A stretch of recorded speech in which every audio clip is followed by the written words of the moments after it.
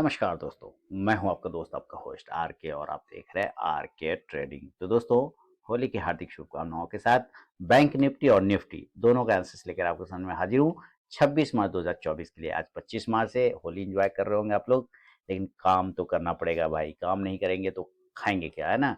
तो काम करिए, और काम ये है कि निफ्टी और निफ्टी का एनालिसिस लेकर आपके सामने हाजिर हूँ मंगलवार 26 मार्च 2024 के लिए। देखिए, बैंक निफ्टी हुआ तो पॉजिटिव क्लोज है, इसमें कोई डाउट नहीं है, और ठीक ठाक पॉजिटिव क्लोज हुआ, अच्छा क्लोज हुआ है। लेकिन आप देख रहे हैं ये वाली कैंडल, इस कैंडल का जो हाई है वो इससे ब्रेक नहीं हो पा रहा है। यानी कि ये जो डोजी कैंडल है जिसका हाई आता है 46,990 यानी कि 47,000, ये उससे ब्रेक नहीं हो पा रहा है। 47,000 है ना, 47,000 ये रेजिस्टेंस एरिया।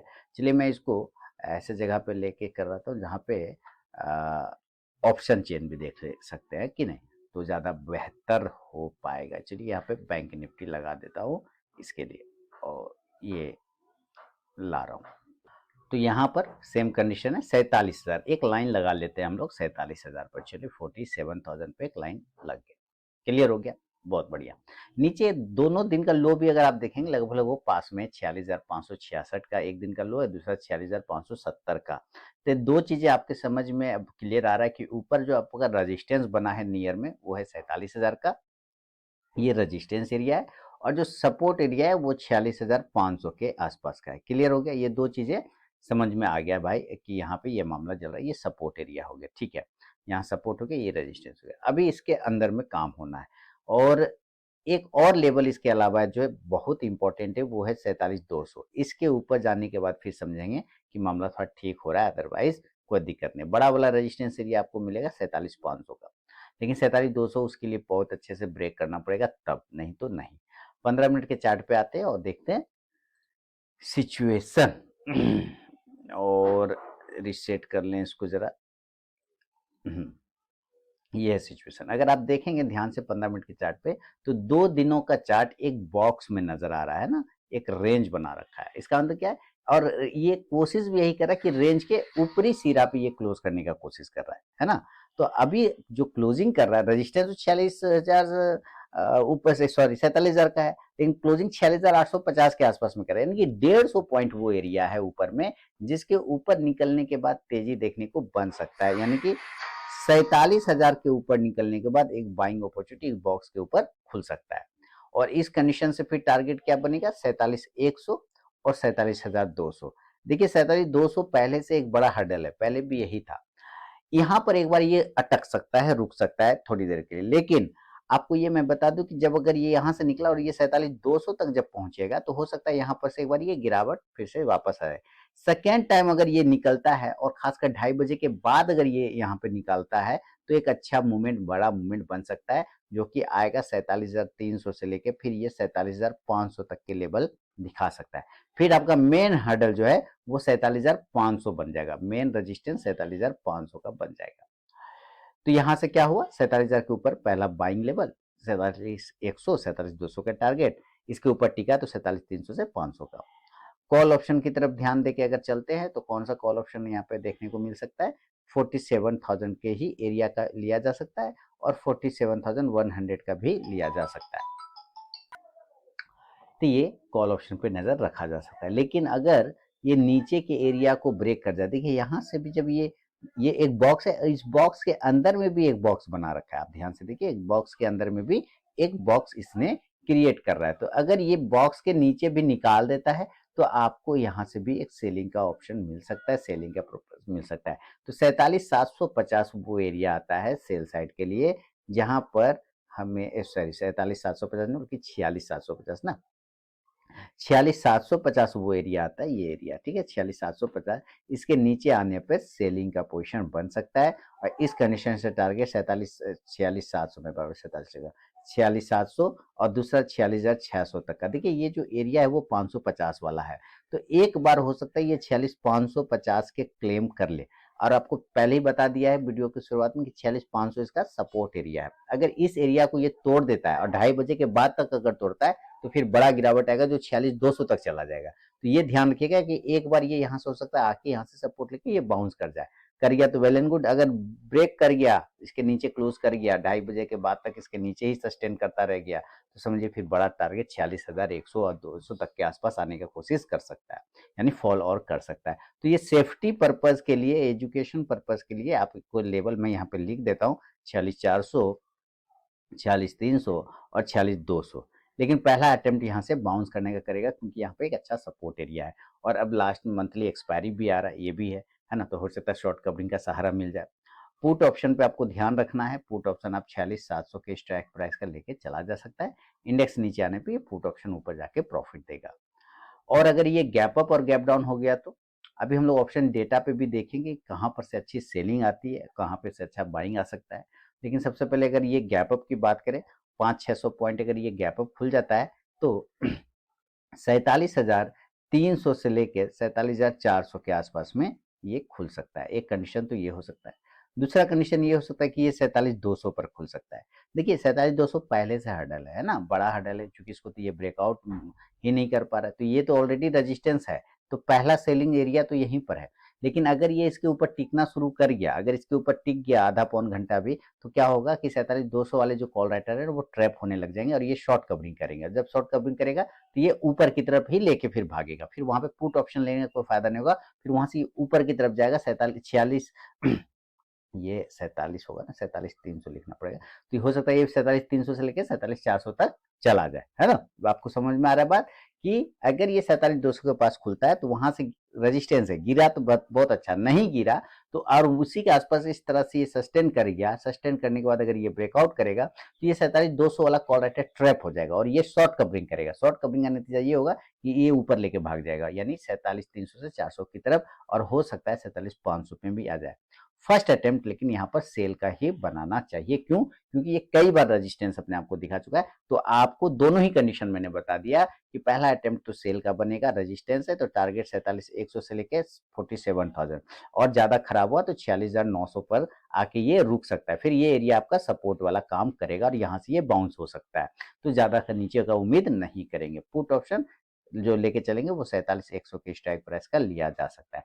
अगर ये उल्टा भाग गया ऊपर तो आपको पहले ही बता दिया कि ये तो फिर 300 से 400 की तरफ जाने की कोशिश करेगा, तब वहां पे 47,200 का ही कॉल ऑप्शन फिर लिया जा सकता है। अगर ये उल्टा ऊपर की तरफ, नीचे ना के ऊपर की तरफ भागा तो 47,200 का कॉल ऑप्शन ही लिया जा सकता है।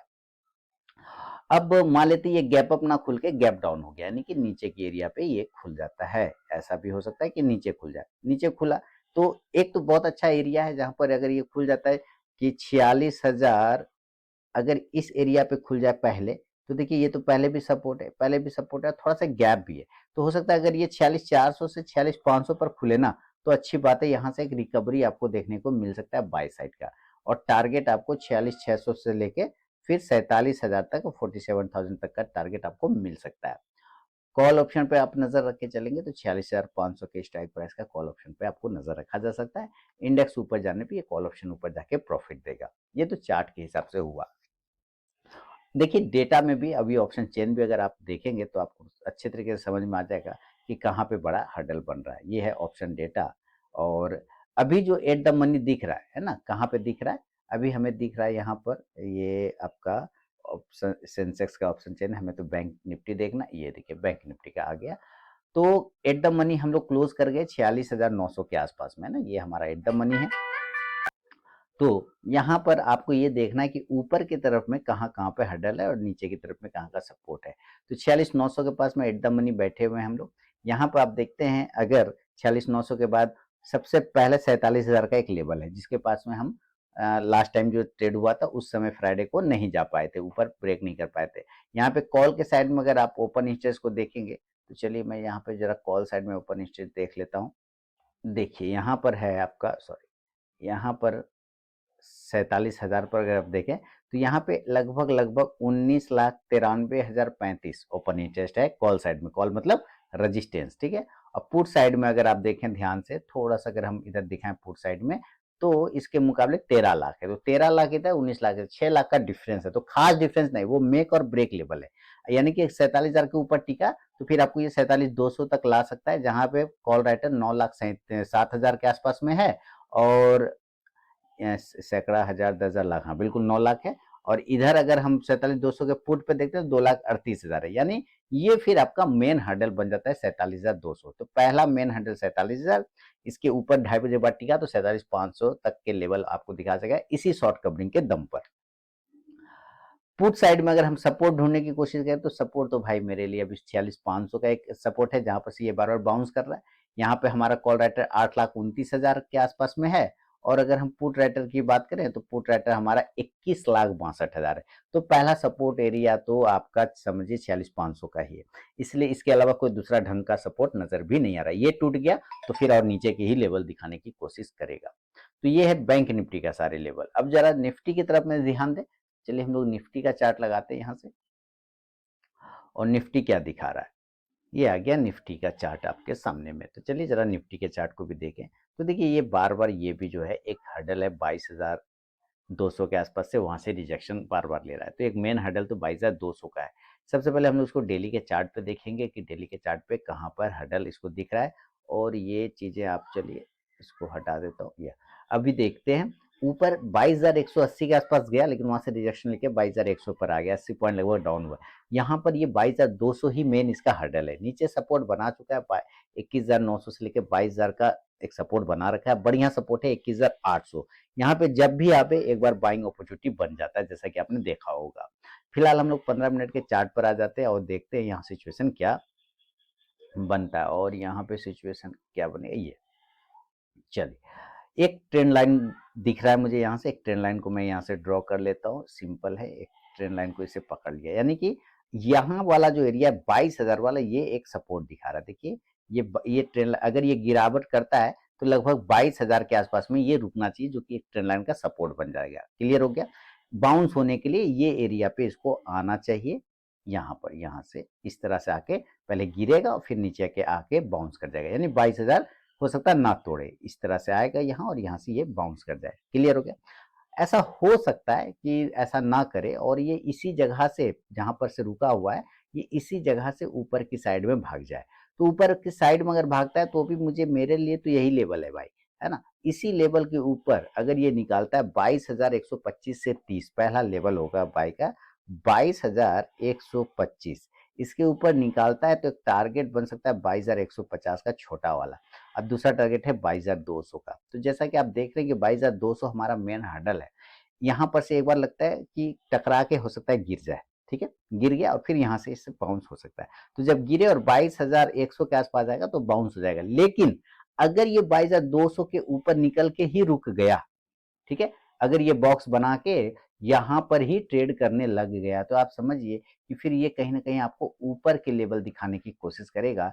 देन टारगेट 22,050 से 22,000, सॉरी 22,050 नहीं, 250 ना, 22,250 से 22,300 तक का एरिया फिर आपको दिखा सकता है।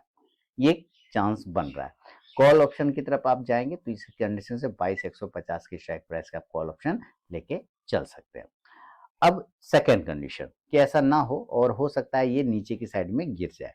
देखिए अभी क्लोजिंग ही 22,080 पर है, तो हम सेलिंग तो कर सकते हैं 22,000 के नीचे ना। जब तक 22,000 जो इंपॉर्टेंट सपोर्ट है, ये जो लाइन है, ये वाला पॉइंट, इसके नीचे जब तक नहीं आए तब तक सेल नहीं बनेगा। तो 22,000 के नीचे ही सेल बनेगा और इस कंडीशन से टारगेट बन सकता है 21,950 और 21,900 का पहला सपोर्ट, और दूसरा सपोर्ट 21,850 और खराब होने पर 21,800। फिलहाल ये 21,800 के नीचे नहीं जाएगा, यहीं से ये सपोर्ट ले लेगा। ले तो लेना चाहिए मेरे ख्याल से 21,900 से ही काफी है इसको सपोर्ट लेने के लिए, लेकिन सेफ्टी पर्पज अगर कुछ भी हो सकता है, 3 दिन के गैप के बाद मार्केट खुल रहेगा तो कुछ भी हो सकता है। पुट साइड पे नजर रखा जा सकता है इस कंडीशन से 22,000 के स्ट्राइक प्राइस का पुट ऑप्शन। इंडेक्स नीचे आने पे ये पुट ऑप्शन ऊपर जाके प्रॉफिट देगा। और अगर ये गैप अप खुल गया, मान लेते हैं किसी कारण बस गैप अप खुल गया, ये 22,350 वो हर्डल है, जहां पर अगर ये खुलता है या 22,300 तो आपको एक पहला अटेम्प्ट रेजिस्टेंस का बनेगा। ठीक है, अब 22,200 पे खुल गया तब तो पहला कंडीशन तो यहीं से सेल का है, लेकिन अगर जितना ज्यादा गैप से खुलेगा उतना अच्छा सेलिंग में रहेगा। तो पहला अटेम्प्ट 22,200 पे भी अगर खुल जाता है तो भी यहाँ पर एक छोटा सेल का पोजीशन बनता है, जो कि फिर नीचे ज्यादा गैप नहीं मिलेगा, 100 पॉइंट का रैली हो सकता है, यहाँ से टकरा के वापस चला जाए। इसलिए मेरा उम्मीद है कि 22,350 से 300 के आसपास अगर पहुंचता है तो सेल करें तो अच्छी बात है। वहां से टारगेट फिर आपको बड़े मिल सकते हैं 22,250, 22,200, 22,150 से लेके फिर 22,100, क्योंकि तब उस 100 तब उस कंडीशन से ये ट्रेंड लाइन ऊपर की तरफ चलता जाएगा और ये से नीचे आके यहाँ से सपोर्ट लेना शुरू कर देगा। पुट ऑप्शन पे आप नजर रख सकते हैं 22,300 के स्ट्राइक प्राइस का। इंडेक्स नीचे आने पे ये पुट ऑप्शन ऊपर जाके प्रॉफिट देगा। और अगर ऐसा नहीं हुआ, गैप अप ना खुल के अगर ये गैप डाउन खुल गया, नीचे खुल गया, तो नीचे भाई बहुत अच्छा सपोर्ट है। 22,000 का 150-200 पॉइंट खुलता है। 21,850 से 21,900 पर अगर खोल दे तो यहीं से आप बाय कर सकते हैं, कोई बात नहीं। टारगेट ऊपर की साइड में 21,950 से 22,100 तक के टारगेट मिल सकता है। कॉल ऑप्शन पे आप नजर रखेंगे तो 21,900 के स्ट्राइक प्राइस का।